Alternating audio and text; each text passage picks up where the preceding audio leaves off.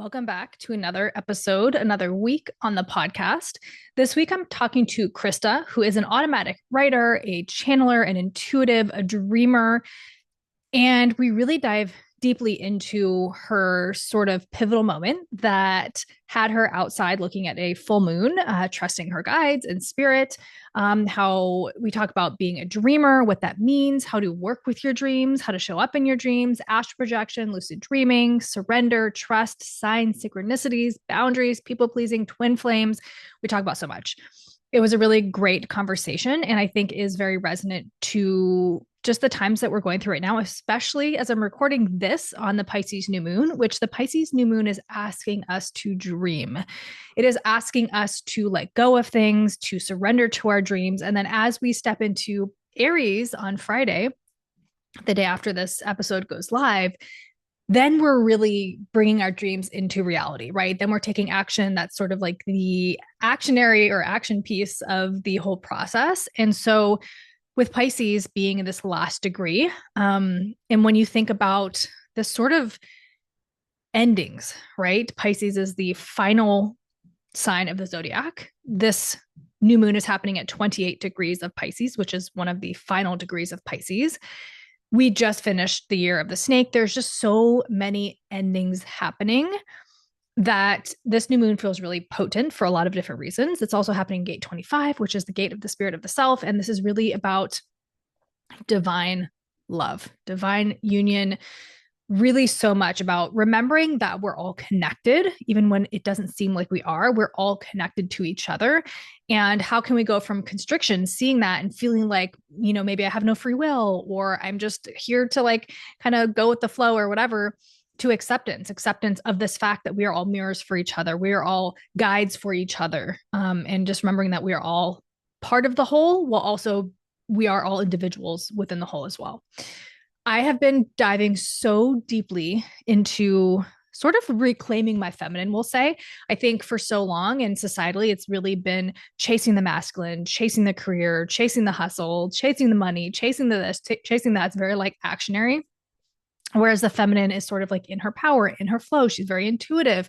And I'm reading the book Mysteries of the Dark Moon by Demetra George. Highly recommend if you are on this journey as well, because as we're looking at just phases of the moon, which can be applied to everything, Pisces is this final phase of the zodiac, and it can be looked at as this dark moon phase, especially because it rules the 12th house, which is all things unseen. And what happens with this dark moon phase is the 3 days leading up to the new moon. What happens at this dark moon phase is we can't see, right? We're kind of like blinded. We can't see. We have to come inside because we can't see clearly. We have to come inside to trust our intuition. So there's so many different phases. There's so many different deities, archetypes that are associated with this dark moon phase, with this dark moon goddess, we'll say, this like feminine, this dark feminine part of ourselves, right? And that's something that's been coming up a lot in different places where, the feminine holds duality as the masculine does.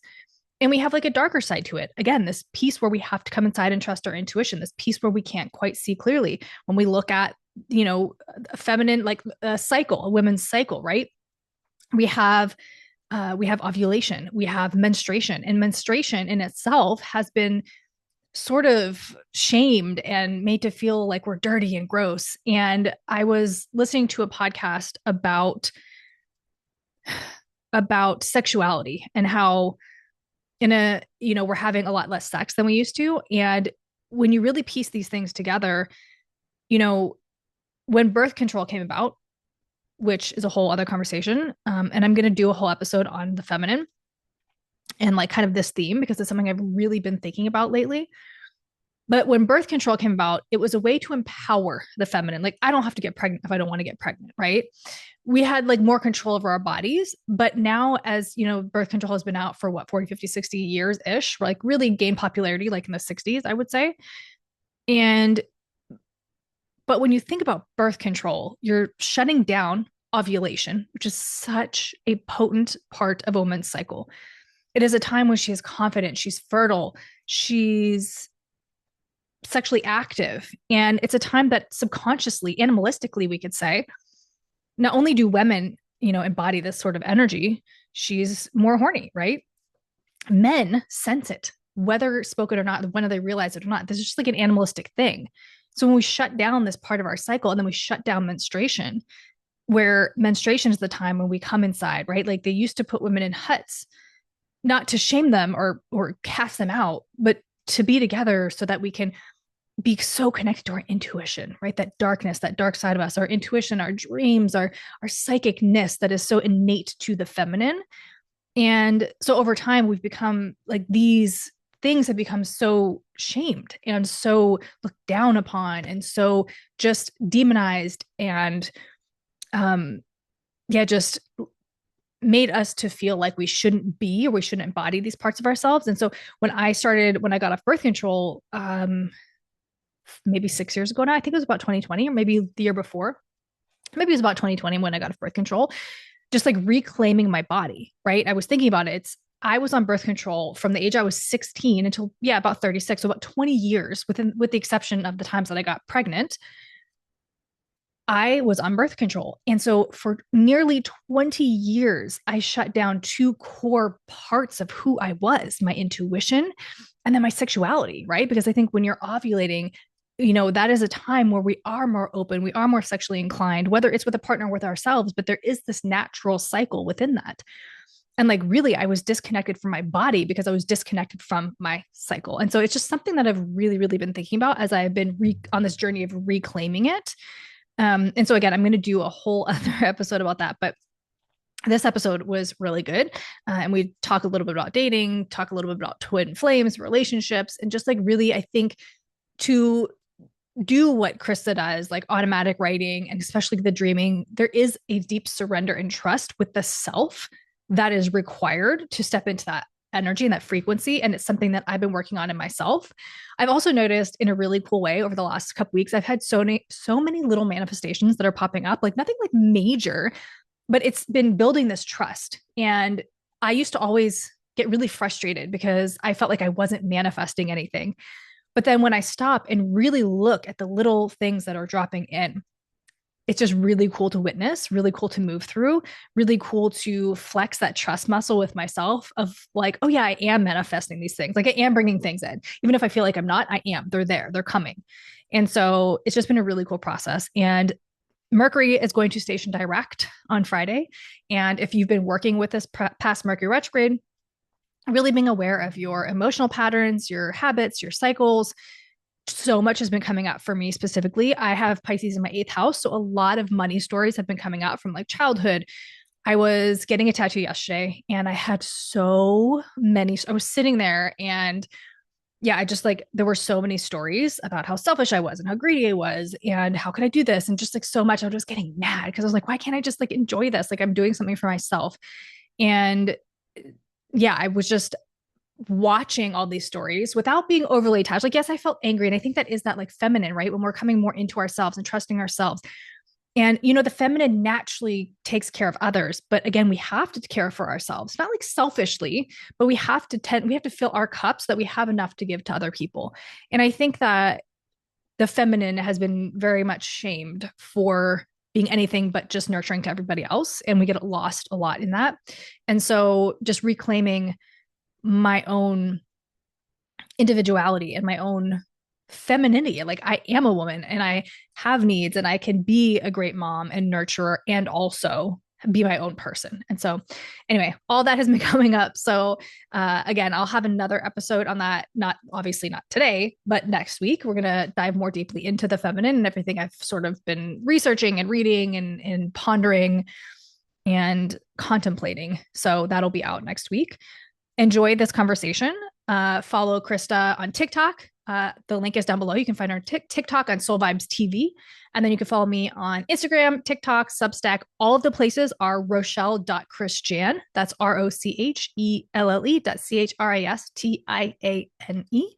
So head over, follow, let's start a conversation, share, rate, review, subscribe, all the things with the podcast, Spotify. It's just that 5 stars. You just click the 5 stars and it's so helpful to the podcast to get more ears on the podcast so I continue bringing you guests and more content. So I hope that the new moon was supportive or at least opened you to see the things that you need to release and let go of. And I will talk to you very soon. Welcome to the podcast. Today I have Krista, who is an automatic writer and channeler. And I mean, astral projection, like dreamer, all of the things is such a fascinating, topic, obviously. And I've really worked with myself and like I think discernment is huge, right? And when it comes to like this kind of work, and we'll get into all of it. But yeah, I'm really excited to kind of like dig into it, what it looks like. And I'll always start with just kind of like handing you the floor and just sharing as much or as little as you'd like about your journey, kind of like what brought you to this point in your life, doing what you do. And yeah, just anything that you want to share about it. Yeah, thank you so much, Rochelle, for having me. So my name's Krista, and my life changed about 5 years ago. I feel like everything was building up and it just kind of crashed. Everything came falling down. It's like the tower card in the tarot. I was in a really toxic relationship, and my job, I was in a 9 to 5, and I just felt like my nervous system was just on overdrive. I also have anxiety disorder. And so I just felt like I didn't belong. I felt like there was something more that I was meant to be doing. And everything fell apart. I lost my job. I broke up with my boyfriend. I moved cities. This was around COVID. And I just felt so lost. I didn't know what to do. My nervous system again was just over. It was shot, and I just had no direction really. And I just surrendered. There was one day, I remember it was a full moon, and I just said, like, whoever is listening, like, I surrender. Like, show me a sign that, like, there's a path out of this. There's a way out of this. Um, I haven't actually told anyone this, but and I thought, like, during my spiritual awakening, I felt like I was going crazy so many times. So I really had to question my own sanity through this Mm-hmm. time, but I had a very clear direction. I'm clairaudient, so it was about 12 o'clock at night, and I just heard a voice saying, "Okay, go outside, go outside." It was a full moon, so I went outside. You can take a chair, you can sit in the chair if you want. I'm like, okay, okay, and you can just look at the moon. Just be with us. Just look at the moon. And this is right after my grandma died. And I looked at the moon, and it was almost like the witch going across the moon, but it was an Mm-hmm. angel. Oh. And at that moment, I'm just like, what is going on? And honestly, since then, my whole life changed. Now I own two businesses. I have time freedom. So I work about 5 hours a week. So it really gives me the time to do what I really love. And um, yeah, and now I'm able to help other people. And I've traveled the world, and yeah. I love that. I feel like I resonate with your story in the sense of, my kind of spiritual awakening was also, I mean, at the worst like relationship of my life, just like, that complete rock bottom of like, and I think, so many people right now are reflecting the discomfort of like the whole like hustle 9 to 5. I part-time bartend and then I do this. And every time I bartend, I'm like, the amount of work, like that hustle of just like, that is something I'm really trying to steer myself away from because it's just, it is a mindset, right? And I listen to people and it's like the longer you work, the harder you work, the more money you make. And I'm like, no, this is not how it's it's going to be Exactly. like, so I'm like unhooking from that currently, but it's so interesting. I think that's Mhm. again reflective of so many people who are just like not feeling that 9 to 5, right? It's just like not lighting them up. It's not exciting them. And yeah, I mean, oh my gosh, like so much with COVID and just like that whole like, and I know we're still like kind of, I mean, and you could probably speak to this more, but like just we're still energetically, I feel like in the same cycle, right? As like kind of that initiated. And I'm sure it was even like started way before then. Um, but yeah, okay, so you had this, experience on this full moon, you went outside and you saw this angel. Was this like the first type of experience you've ever had like that? Or were you like when you were a child, did you hear things or see things? Yeah, so I was always very sensitive to energies. We grew up in a household. There's two sets of twins in my family. Mm. So I have a twin Wow. sister and two twin brothers. Wow. And I was the one that was overly sensitive. So now I know that I was just really sensitive to energies, and I was always picking Mm. that up. I had an imaginary friend who I could physically see, and his Mm. name was Michael. And as I've gone throughout this journey, I believe it was Archangel Michael. And so that's who I generally speak to, who is the guiding light within my spirit team, I would say is Archangel Michael. Um, Other than that, I was always vividly dreaming for about at least 20 years. So I can Oh. fly in my dreams. I have an invisible cloak I can put on. Mm. So I'm almost like a fly on the wall. I can wake myself up. Uh, I've taught others to fly. Mhm. So yeah, I mean, it's interesting. Yeah. So you have this whole like sort of alternate world that's happening in your dreams. Yes, Yeah. yes. It's a little bit exhausting, but at the same Mm. time, it's really beautiful because also I've had family and friends pass away, and as soon as they reach heaven, it's like they show up in my dream and let me know that they made it to the other side. Oh, that's So it's beautiful. really like beautiful space to be in too. Yeah. So you've been doing that for, you said like 20 years. Was that Yeah. like, how was that first experience, if you I remember? can't really remember. Yeah, because it's been so long. Mm. But I just remember waking up and being like, oh, that was interesting. I could remember every single detail of it. And most people, maybe they'll remember their dreams once in a while, but I Hmm. had such vivid detail. And then it kept on happening. And then that's when I realized I was actually able to understand that I'm in my dream. So it's actually being aware that you're in your dream. And then Hmm. that's when you can start actually, learning how to fly Yeah. and all these other like superpowers. Yeah.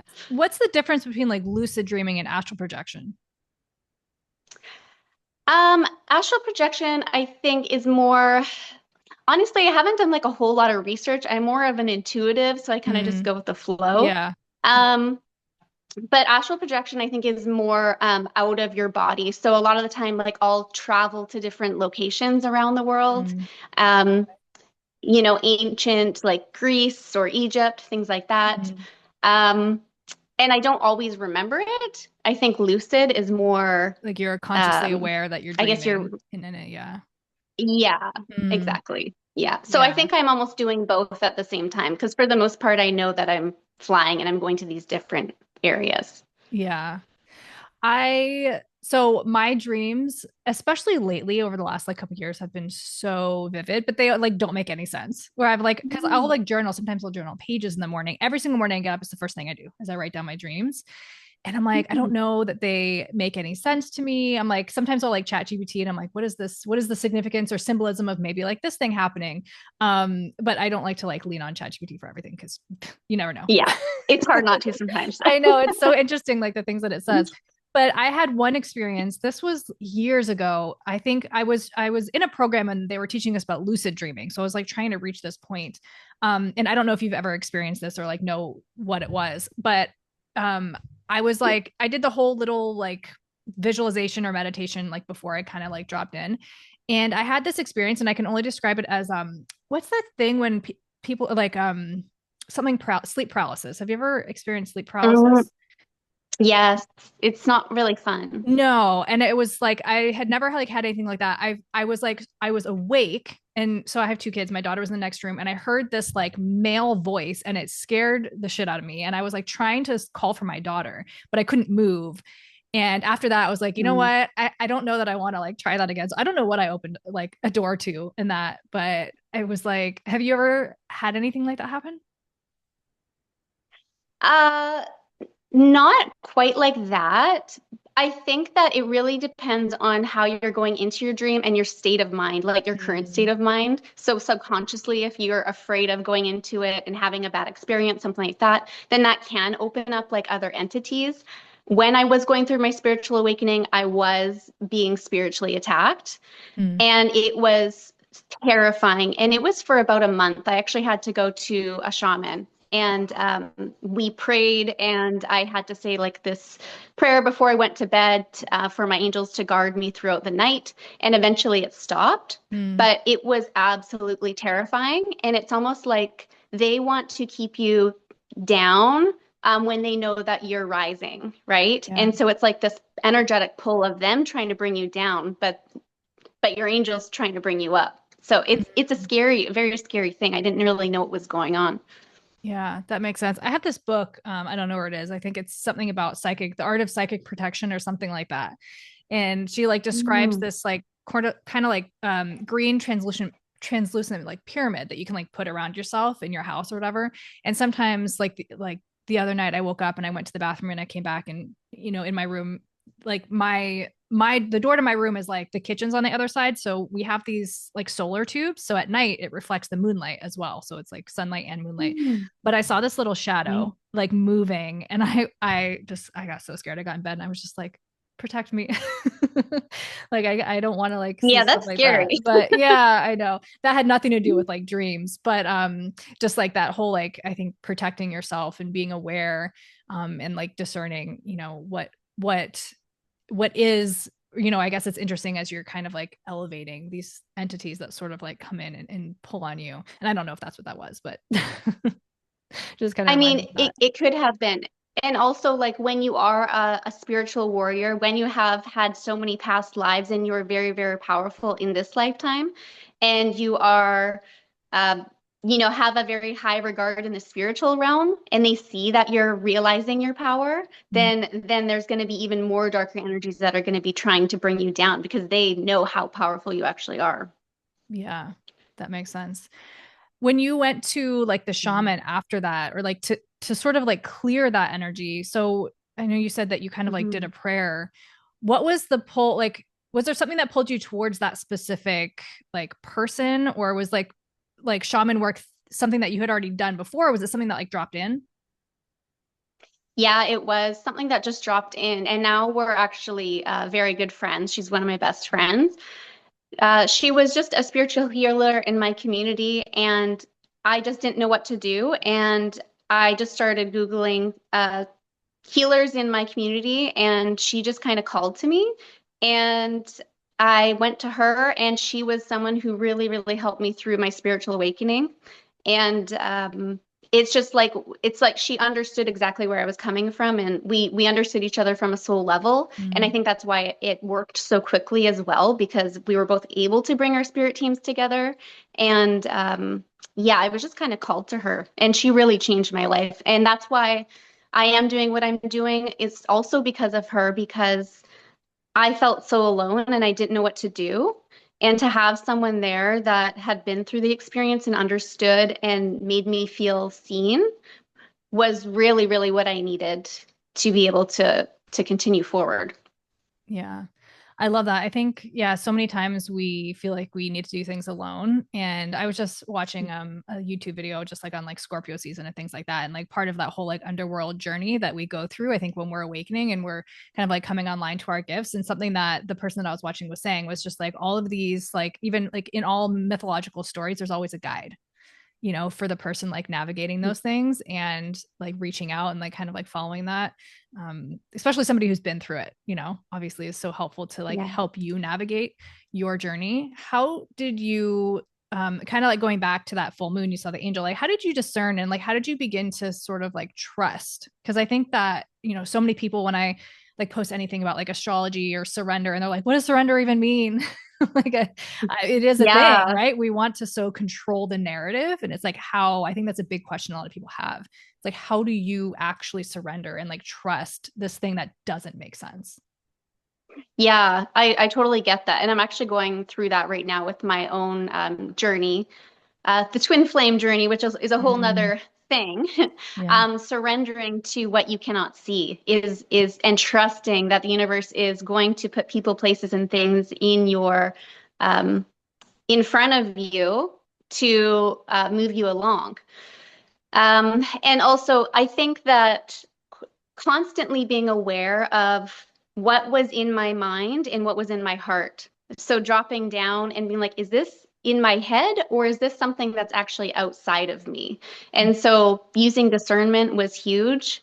And then understanding what was, again, me and what was my spirit team. So it's really practice, I think, was huge when connecting with my spirit team. And I'm clairaudient and clairvoyant. So I see images and I also see, I hear. So the difference between my spirit guide and my own mind was difficult to Mm. understand. But when I hear my spirit team, it's my voice, but it's soft and it's a flow and it's very wise. There's this wisdom, this ancient wisdom that comes with it. So I think just learning as you go and trusting that what you're hearing, what you're feeling is true. You really kind of just learn as you go, to be honest. Yeah. What does your practice look like with your guides? So generally in the morning, I've always had troubles meditating. I'm a very anxious person, so dropping down and like having my brain shut off never really worked. But I actually will usually put on some 90s hip hop music in the morning and just dance, just, loosen it up a little bit, Uh, especially from dreaming like all night. yeah. So kind of getting out of my body a little bit. And then I usually go straight into automatic writing. So I've been journaling and writing for since I was 7 years old. Mm. And so putting on some meditation music and just allowing what's coming through to be put into writing. So generally when I'm automatic writing, it's like I just see the words come into my mind's eye and I just write it. So it's channeling on paper. And so I don't even really know what I wrote until it's done. Hmm. And that takes practice. I think you know the difference between if it's coming from a place of this ancient wisdom or like your own mind, right? Yeah. Yeah. Um, I know when I first started, tarot was huge for me to understanding my spirit team and trusting the messages that were coming through. And then signs and synchronicities are also very important as well. Yeah. Hmm. Yeah, I was just having a conversation with somebody too about that. Like, I think when you're open to it and you're receptive to it, right? Like, there's always messages that are coming through. Yesterday, I was like moving through something and I was feeling so frustrated. And then I went on social media and like the first two things that I saw, like so like deep, like recognition of like that was the message. And I just like closed the app and I was like, that's all I needed right now. And like Yeah. immediately it like shifted my mood. I was like, okay, I've received. And that feels good. Yeah, Yeah. exactly. Yeah. And like I find it's like after a while, you can only say, well, that was a coincidence so Mm, many times. And then you yeah. start trusting, okay, no, it wasn't a coincidence. This is coming from a higher place, right? Hmm. Hmm. Yeah. When you hear things, I know you said it's kind of in your voice, it's more like flowy and sort of like that has that wisdom to it. But do you always only hear your voice or do you hear like random things or random voices?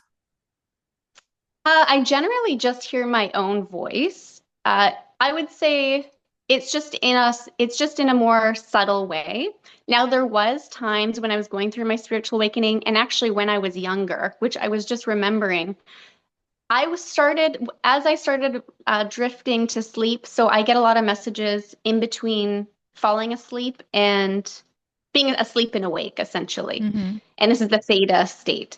And I specifically remember I was getting messages of like neighbors talking. It was like I Mm. was a fly on the wall or I was playing telephone with someone and I could hear people's conversations. And it was clear as day. And so it was like I was turning the radio station to a different station every 2 minutes. And so it was all these Mm. different people and different conversations. And so that was a little freaky. But for the most part, it's usually just my voice. Yeah. Yeah. Were these like people that you knew or it was just like on random? No, I think this was just a telepathy kind of deal. Mm. It could have been in like I don't know where it was coming from, my neighborhood. I don't know Yeah. whose voices they were. Yeah. But it was kind of freaky because I could literally hear it like I was talking on the phone with the person. And this was like in that state between waking and sleeping. Yes, yeah. Yeah. So I receive a lot of my messages through that. And then also every morning I wake up with a song in my head, but it's a specific lyric. And that's Mm. usually what I bring into my TikTok channel through channeling. Is usually those types of messages. A lot of them are like old school love songs, is kind of what Yeah. I've been picking up lately. Yeah. Yeah. I love that. I'll sometimes like wake up with and I'm like humming a random song. And I'm like, why am I thinking about that? I'll have to like pay more attention. next time it comes Yeah, through. yeah, totally. Yeah. Music is a great way for your angels and your ancestors to bring in messages, especially Hmm. ones that you're like, where is that coming from? Or I haven't heard Yeah. that in years. Yeah. Yeah, or it's just the beat or the melody. Sometimes I don't even know the lyrics, so I have to look them up. Hmm. But yeah, That makes so much sense, and I do think that we're like guided in such like a practical and logical way, but then we overlook it. We don't even, you know what Mhm. I mean? It's just like I don't know if we're just everything is too quick that we just don't acknowledge that it's coming from something, right? Like I think sometimes we're like, oh, like show me a sign or like give me an answer, and then we get it, but we don't even recognize that we get it. Like even just something Yeah, like little as that, like noticing the songs that pop into my head like super randomly. It's like it is an answer to yeah, something. totally. It's almost like we overlook it. It's like, oh no, it can't be. But the more Mm, that you trust it, the louder the signs and the synchronicities get, where yeah. it's like you have to trust. Like if you don't trust, then that's your own fault. But like they're making it Yeah. obvious. Yeah. Yeah. I think like noticing the little things and trusting in the little things even when they don't make sense, yeah, like starts to build that trust to like now it's like when random things will happen, I'm just, I'm like, I don't know. It's not, it doesn't make sense, but we're just going to go with it. We're going to see what happens. But then sometimes I get tripped up in my own mind where it's like, if I hear something like, oh, go here. And I'm like, what is it just me making that up? Yeah, I don't know. right? But I Like guess me you in won't know until you directions. go. Yeah. Yeah, exactly. Yeah. But I try and move with those things Yeah. where it's like, when I think about like going to a coffee shop to work today, I'm like, okay, we'll just go and see what happens. Sometimes something, and sometimes nothing happens. And it's like, all right, cool. Maybe, Mhm. I don't know. Maybe it was just the butterfly effect of like me being there helped somebody else do something. Who knows? Yeah, exactly. But yeah. Yeah. So, okay. So I did go on your TikTok and I know that like I love tarot. That's something that I've kind of recently been getting into like this year, like more so studying. And what was your practice like with that? Like how do you use, I'm trying to figure out how to word my question. Yeah, I guess like just, maybe how did you come into tarot as a practice and how has it supported you? Yeah, I think tarot was the turning point almost in my spiritual journey because this was at a point where I was really down in the dumps. I was living in my parents' basement suite. I had gone through the breakup. I was in this really bad spot. And I remember I was on YouTube and I went across this tarot reading. And at this point, I wasn't even really spiritual at all. And I came across this tarot reading that was exactly what I was going through. Mm. And I'm like, what? Like, that's wild. And then I just kept on following this person, and it was like every message resonated with me. I'm like, this is really big, and it really helped me understand what I was going through from someone's a different perspective. And that's really what got me into tarot. And for me, it was just it gave me a different point of view, almost from like the angel's point of view. Mm. And it just gave me clarity and direction around a lot of things. So I think tarot was really the turning point with like how powerful these tools can be to navigate your spiritual awakening. Hmm. Did you study tarot or was it more like an intuitive practice where you just kind of like threw out like the rule book? Yeah, I actually took a course. I took a few courses from this person that I had actually been following. Hmm. She was the one that really woke me up. It's called Soulful Revolution. Okay. She was actually a news anchor, and then Hmm. she quit her job because she's like, there's something more here for me, and she does. She's on YouTube as well. Um, but I took her tarot course, and then yeah, I kind of just went along with what was coming through intuitively. Hmm. I'm more of the go with the flow kind of girl. Hmm. When I do my personal readings, I will have more structure to it, but I also just love channeling and seeing what comes up. Yeah. So what does that look like for you then when you're doing like a personal reading? What is that like? How do you prepare for it? Or like, what is or do you need to now at this point? Like, are you just such in a practice with the channeling and opening up and recognizing that? Yeah, I think for me, there needs to be a point when you're someone who's so intuitive, like who goes with the flow almost too much. There needs to be a little bit of structure there as well. So usually when I'm going into these readings, clearing and cleansing is very, very important. So it sounds funny. I usually take a shower because that's Mhm. cleansing my energy before I actually go into the reading. And I also get a lot of downloads in the shower. And I always wondered why I took so many showers throughout the day, but it's because I was absorbing other people's energy. And so that's just something that really grounds me. Um, and then going into meditation, doing a prayer over the client and asking any messages and clarity to come through. And then cleansing all my cards. And then generally, yeah, having some sort of spread depending on what they're looking for. Mhm. Um, and then clearing and cleansing afterwards because I don't want to take that energy on throughout the day. Yeah. Shower makes so much sense. I feel like I get so much clarity in the shower too, but then I'm like, I don't have anything to write it down. I have to like jump out Oh, sometimes. yeah. Like get it down. How do you, so you had mentioned anxiety. How do you like, or can you like kind of set that aside when you're channeling, or does that sort of like leave, or like what does the process look like? Because I mean, for myself, I notice sometimes like if I'm like super anxious, it's really hard for me to like clear out and like be in the moment. Like it takes me a minute to Mhm. like, I have to like just blah, blah, blah for a while, and then I can feel it like kind of like tap in. But yeah, I'd be curious what that looks like for you. Yeah, totally. That's one of the biggest challenges for me. I'm so lucky now that I have time freedom because I'm not stuck in this 9 to 5 work, work, work, and then I have to go home and do a private reading. You know what I mean? Like I have Mm-hmm. all this time to allow my nervous system to calm down. So really just being aware of how my body's feeling. And if I need to move that energy before my readings, I'll go for a run or, have these grounding exercises um, to do before I go into it. And if anxiety does come up, um, I am a perfectionist, and I've heard this thing where even on like a perfectionist's worst day is someone's like really good day. So I always try Mm-hmm. to bring that in. Like, if I Yeah. feel like, oh, I didn't do good enough, or maybe there was some anxiety there, I still think I did a pretty good job. So Yeah. I try to think of it that way. Yeah. Yeah, I love that. I pulled your human design chart, but I didn't pull your astrology chart. Do you know like your big three in Oh. astrology? Oh, like my sun, moon, rising? Yeah. Yeah. So and of course I'm sign of the twins. It makes sense. I'm a Gemini, Gemini. sun, moon, and Hmm. then a Virgo rising, Okay, I was gonna say which is the perfectionism, right? yeah, that's what you were talking about. I was like, there's got to be Virgo in there. Let me see if I have your. I know I Yes. because oh, where is it? Yeah, this is your chart. Yeah, so you're manifesting generator, sacral. Are you familiar Hmm. with human design? Like, have you used it?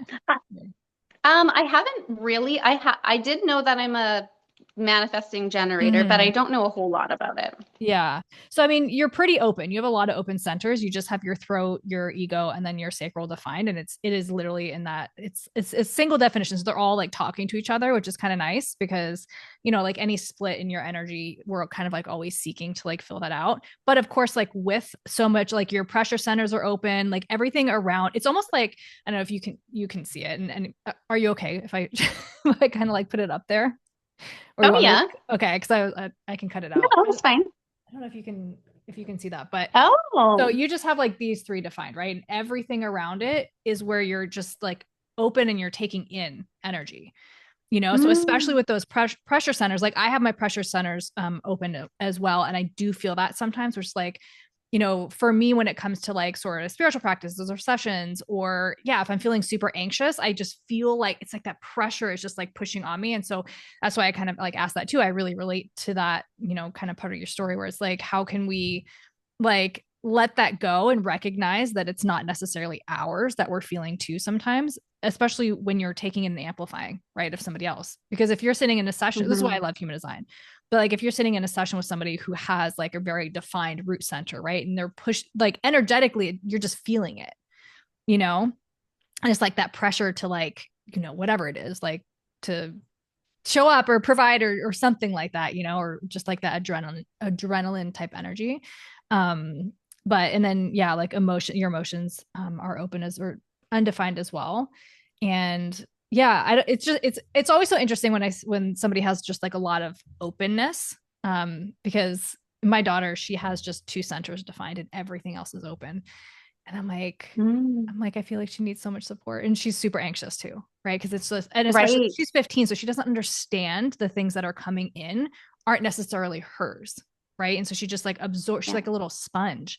And I'm like, you have to have a practice to like come back to yourself. And so I'm hoping, over time that she'll be aware of that. But, MGs, they're, multi-passionate. You're just like kind of like going on to the next thing. And I think that's a huge shadow a lot of times where it's like, I know because I'm also a manifesting generator, but like growing up, it was very much like you Mm. quit everything, you don't finish things, and it's really like honoring that like cycle of like this is Yes. what feels good, right? And to keep going with that, and like maybe saying no to the things that don't feel good, right? And that undefined solar plexus for you, it can be like people pleasy, where it's like you feel the pressure to like say Mhm. yes, right? So really discerning and like coming into yourself, be like, no, this actually doesn't feel good, right? And then just like doing the things that are aligned. Totally. And I feel like for your daughter too, if she's so open, she's most likely an empath, right? And so Mm-hmm. she's taking on all of these other energies. And I think that's why we have high anxiety as well, because we're taking on energies that aren't even ours on top of ours as well. And Mm-hmm. then plus the perfectionism and the people pleasing and not saying no, boundaries as well, I think Yeah. is huge. So even asking your guides or your angels for protection as you walk throughout the day, have a big shiny bubble around you or Mm. something like that. Yeah. Ask for some sort of protection so that you're protecting yourself from all these other energies, especially because she's most likely vibrating a very high vibration. There's a lot of people that want to come in and take Mm. advantage of her light. And so that's Yeah. something to be aware of. Yeah, she's also a Gemini. So she's got that like, Oh, I love yeah. that. But no, I know, and tarot for her actually, because she just watches me and what I do and things like that. And I always try and, when she's curious about something, I just will answer her, but I don't try and like push anything on her. But tarot has been one practice that, and she'll like look through the books, or like I'll hear her on the phone with her friends and they're like kind of giggling, and I'm like, what's happening? She's like, oh, so and so wanted to know about this boy, and I was like, oh, you'll learn, like you can't like predict things, like like whatever. But it has been like a source of comfort for her, right? Where she can kind of like go and ask the tarot, and it's something outside, I think just like outside of what everybody's trying to like tell her, it's just like her and her own connection. Mhm. So I'd like honor her little process in that. But yeah, you're right. I sometimes she'll tell me things that like adults have said to her, and I'm like, they said, like, why would they Mm, think that's okay to say to a 15-year-old? Like, that's crazy. But I think it's just like the yeah, energetic openness, right? And like you said, like being an empath and things like that. So yeah, it's been an right. interesting journey for I sure. bet. Yeah. Yeah. Yeah. So when you Um, are channeling, and when you're I mean, with tarot and all that, all things like that, like, are you, I guess my question is, what are you sensing like collective? Like, do you do collective readings? Like, what are you sensing collectively? Or is like there a theme? I mean, obviously there is a huge theme right now, like astrologically, that I've mhm. been working with that. But like, what is it? Is there anything that you're receiving that feels important right now? Yeah, I think it really depends on like what timeline you are because I have like a specific collective and timeline that I'm usually on.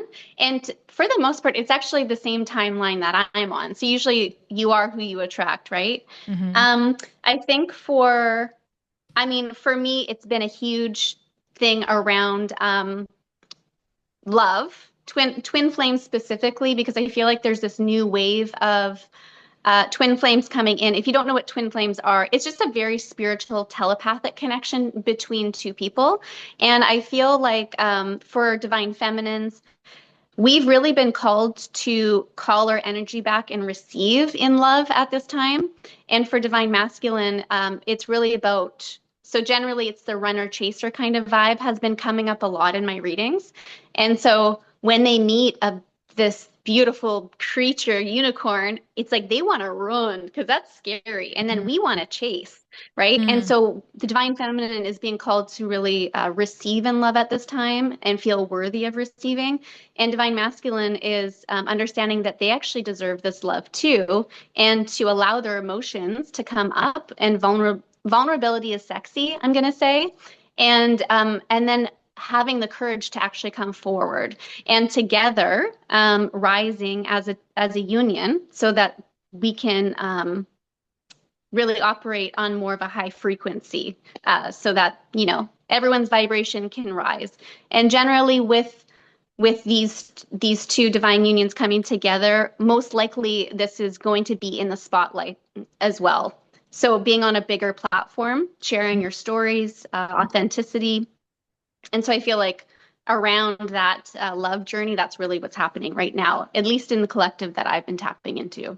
Yeah, that's interesting. I've been Mhm. personally been doing a lot of work around what that looks like. Cause yeah, in the past, I think Mm-hmm. I've definitely done a lot more chasing than I'd like. And it just like it was Mm-hmm. exhausting, you know. And I mean, I would Yeah. get to a point where I'm like, you know, I had to do the work of like my own self-worth, right? And coming into that more Mm-hmm. receivership. But once I kind of like sat back and was just okay with whatever happened, right? And then I think it allows people to sort of like occupy their roles, I guess, in a sense, just in that dynamic, right? Of like Yeah. instead of chasing, actually being in my power. Yeah. And it's a really hard place to be in, especially when you're someone who's so anxious. Mm-hmm. Um, Mm-hmm. just trusting that what you're feeling is really what's going on. And knowing Yeah. that if that person doesn't come back, then there's going to be someone even better. But you passed the test, you learned the lesson, right? Yeah. And so I guess that's all you can do. Yeah. As long as you're sitting in your own power, then that's on you and that's on them. Yeah. Yeah. I like that you bring up anxiety around that too, because I think that's I don't know, I've definitely witnessed for myself that's a huge thing in navigating Mm-hmm. relationships or new things or just like dating, where it's like yeah, I think as soon as you sort of like or for me, when I start to feel something, I get so anxious, right? And I'm just Mm-hmm. recently, yeah, that's kind of been my thing where it's like just sit back, just watch it happen. I think I've like kept myself from having feelings a lot in my dating Mm-hmm. history where it's like I'll notice like one red flag or two red flags. I'm like, nope, not it, you know, because I just don't want to like go I don't want to feel it. I Yeah. don't want to feel the anxiety. But yeah, Yeah. it's interesting and interesting journey. So So I you're, resonate with that. yeah, you're almost like an avoidant, but an anxious avoidant, Yeah. I So guess yeah. almost. Are you familiar with the attachment styles? Yeah. Okay. I mean, I guess is there just anxious attachment, avoidant, and Well, then secure? there's a fearful avoidant, which is exactly what you described. It's Mm-hmm. a combination of the Mm-hmm. anxious and the dismissive, and it's usually rooted in some sort of trauma, like something happens, and then so it's like it's kind of like this people pleasy thing where it's like I'm super anxious inside, but then like I can appear very dismissive, right? And it Mm-hmm. also depends on the dynamic of like who I'm calling in. So if I'm with somebody who's dismissive, which has been my pattern, and I've realized that I call in dismissive people so that I can be dismissive, but it creates chaos and Mm-hmm. anxiety in my mind. I become more anxious where I'm like, show me attention. Like, why are you running away? Da-da. And then if I find somebody that's super anxious, then I'm the dismissive one. I'm like, I don't know. I don't know about this. So, but Mm-hmm. like finding people who are secure is interesting. It's confronting, but it doesn't trigger either one too much. Right. And so I cycle Right. through this thing on my own and I'm like, oh, this is interesting. But I don't have to like go to the extreme either way. I can like be in this. So yeah. Yeah, and it's so interesting that we always mirror like who we are as a person, right? Like I always think like Mhm. what is the lesson in this? What are they trying to tell us with this relationship? What are we Yeah. trying to learn? Like we're here so that our souls can evolve. We learn the lessons, you Mhm. know. And one thing that's really helped me through this process of being able to receive is I always put it on myself. Like maybe I'm not good enough. Maybe, they don't like this part of me. But you never know what is happening on their end. Maybe they're feeling the exact same way. They ran because they don't feel worthy. They ran because Yeah. don't feel good enough. So taking that pressure off yourself and not like projecting either way, Hmm. I think has been very healing for me. Yeah, 100%. Yeah, I've often thought that too, where it's like even Hmm. you know the Four Agreements, the book The Four Agreements. No. Okay. So well it's actually no, I think it's not next to me. I usually have it like somewhere near me. But it's just like four, I can't remember who wrote it. I think he's like a shaman, but it's just like four like life agreements, I guess, but it's assume nothing, take nothing personally, do your best and be impeccable with your word. So it's like if you can live by these, Mm. right? It's sort of like it's and I read this probably in like the beginning of my journey, but like especially when it relates to dating, I really try and apply that where like kind of what you said, I don't know what's going on with this person. I have no Hmm. idea. And just so sometimes I'll go through these stories of like why they didn't text back or why I haven't heard from them. Oh, they must be out with somebody else. And then I'm like, I just Hmm. sit, I'm like, Rochelle, you have no idea what they literally could be Exactly. sleeping right now. They could be passed out, Yeah. taking a nap. and you're stressing out for Yeah, no reason. So it just, yeah, exactly. it just like really helps ground me into like, yeah, you don't know. You don't know what you don't know. And Hmm. like in creating this whole story, this whole narrative, I think then like brings that into your reality. But I also like do believe too, like kind of what you said, like when I've always thought like if I'm feeling a certain way, I believe so much that our relationships are mirrors for us that that other person Hmm. is feeling that way. But yeah, again, like they might be dismissive and don't know how to deal with it, and just and their response or their safety mechanism is by pulling away, you know. And so that's also helped me where it's like they probably are feeling this, they just don't know how to, they don't know what to do with it, and it's also not my responsibility to like hold their hand through it, you know, like sometimes Yeah, if it's exactly. like a Exactly. pattern. Yeah. Yeah, yeah. So yeah, Uh, how are you navigating like are you in like a twin flame situation, or just kind of like experiencing little synchronicities, or yeah, I'm full blown in a full blown twin in it? flame situation at the moment. Yes, and it's just been wild to say the least. I feel like I'm almost going through a whole nother spiritual awakening. Mm, But it was something where the these feelings caught us both off guard, and he ran, and then I just wanted to chase, and my guides are like, like mm, you've learned all the lessons, but this is one last one where it's like, no, you got to pull your energy back, girl. You got to pull it back. And it's a lot of I've told one friend about this, and then she's like, no, that's ridiculous. A lot of it is telepathy, right? It's one day his energy was whoosh right in my face, and mm. I'm like, whoa, like this is so intense. And I'm dreaming about him. Music is coming through with different feelings, and it's like his energy is in my face all day long. It's almost, I don't want to say an obsession, but it's like my heart broke in half when he left. Mm. And it's so like we're still tied energetically so uh strongly. And so I'm just trusting that, this is happening for a reason, and that we are meant to be together, but we both need to learn to, some lessons before we can actually hold the space for this love, because a love like this doesn't come around very often. It's very rare, I would say. He's also in the public eye, much more than I am. And Mhm. so I think there's a lot that comes with that as well. But also both deserving, knowing that we deserve this love, because this is a love that, oh, I mean, my angels showed me a little piece of what his heart is like. It's like they zoomed in on his soul, and it's unconditional love is all I can say. It's an unconditional love. Yeah. Towards you, or just like his heart in general? Well, I'm gonna say towards Yeah. me. I think we Of both course. see each other. Like there's no words spoken, but we see Mm, each other like we haven't seen anyone else before. It's mm. this very like romantic, and then you kind of wonder, am I just delusional? Like, is this all Yeah. delusion stalking? Mm. But when it's in your face all day long and there's signs, synchronicities, you can't not deny it. So Yeah. it's been a lot though. It's been very, very overwhelming, Mhm. to say the least. Yeah. Yeah. I love it. I've been single for quite a while, and I could talk about like dating and single life and like, all this and Yeah. stuff that comes with it like all day, because it's so interesting. And Hmm. so, like I think when you're open to that, I was in one I wouldn't even call it a really, more of like a situation for Hmm. years, and I felt that like connection, but this person like would constantly pull away, constantly. And I was like, Mm. why do I feel so much for somebody that like seemingly doesn't feel the same?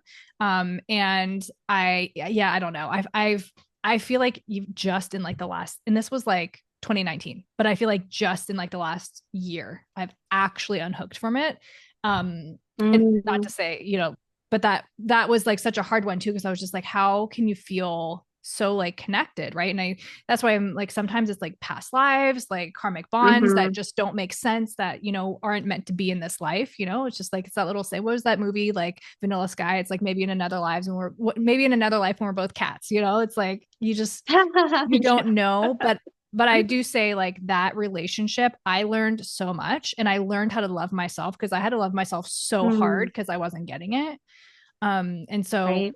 that to me opened me up for newer things and to show up in this receiver energy. Because that was the one relationship I chased and I chased and I chased. And I was like, I'm not in my power in this dynamic, you know? And so whether, Yeah. I mean, if it was just a lesson, it, you know, it is what it is. But yeah, that was a challenging one. A doozy. Yeah. Yeah, it Yeah. almost sounds like a soul contract, right? Like your Yeah. souls came here again together from a past life to break that contract, right? You've been Mm, chasing this person your whole life. In every lifetime, this is the yeah. lifetime where you'd be like, no, okay, I'm not chasing anymore. I'm going to learn that lesson so I can hold the energy and the love for someone else. And Mm, so, yeah, like a karmic as well is what's coming through. And mm, also sometimes I think our angels send us a love that we feel so attached to, and it's like almost the real thing, and it's showing us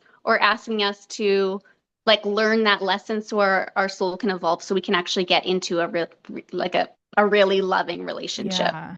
Yeah. And that's what I feel because like my nervous system was so dysregulated that entire time. Mhm. And even just like, you know, I've even just like recent things that the people that I've dated, like I've noticed the difference of like that and then just feeling like peace, you know. And I'm like Mm, that maybe I had to go through that in order to be able to show up here in my worth and in just this like complete peaceful, like showing up as I am kind of energy. But yeah, I don't know, it's sometimes when totally. I think about that, right, like the contracts and like it makes me feel sad because I'm just like I mean, I guess like lifetimes of whatever that connection is, just like me having to say no and walking away. It's like, oh, it's hard. Mm-hmm. It's hard, especially when It the is. person's like not a bad person, you know. Yeah.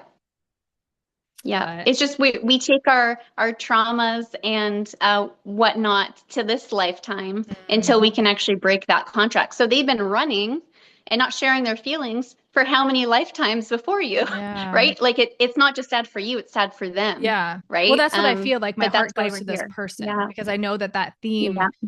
to me, it feels really lonely, right? Even though they seemingly are surrounded by a ton Hmm. of people and things like that. But it's like, I know that if you're playing out that dynamic with me for all this time, like I know that that's a pattern as well for you. Yeah. Um, but yeah, it's just, Yeah. do you work with like past life, like, uh, or like soul contracts or things like that? Or those are just like things that kind of like come through?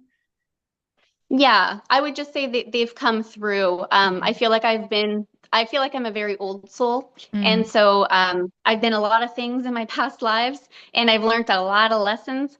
And so, yeah, these are generally themes that have come into my life that I'm like, oh, I remember this. Or, you know what I mm. mean? Like Yeah.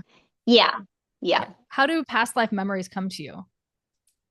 Um, a lot through dreams, actually. Mm, Dreams, different locations, and then my clairvoyancy as well.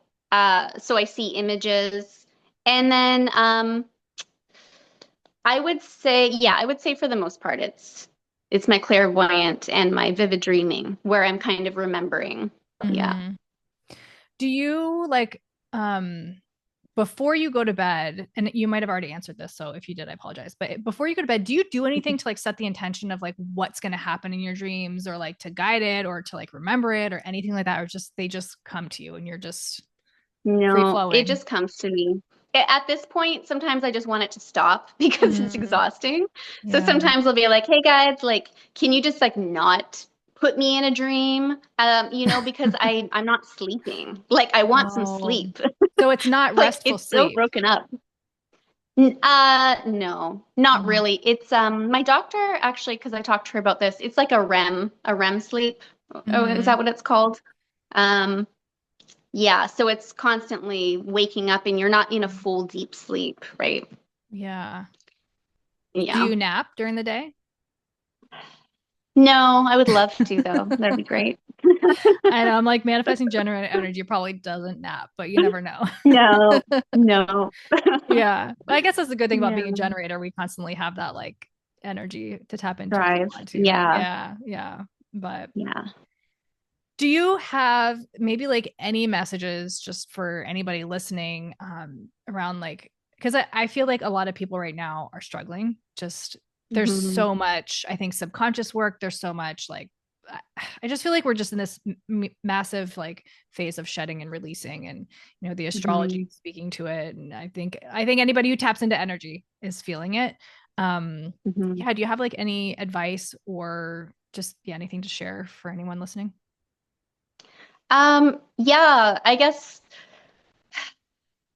when the energies feel so heavy, I guess honor what you're going through, honor your emotions. Also allow yourself to release what's been holding you back. If you want to cry, crying is like the best way to release. Alchemizing that energy, transmuting it into pain has been huge for me. So taking those lessons and moving forward, just being also gentle with yourself as you navigate whatever emotions you're going through, and just take care of your mind and your body and your soul. And yeah, I think that's it. Yeah, that's so important. Yeah. How Mhm. can people find you? How can they work with you? Is there anything that you're currently working on or anything that's coming up?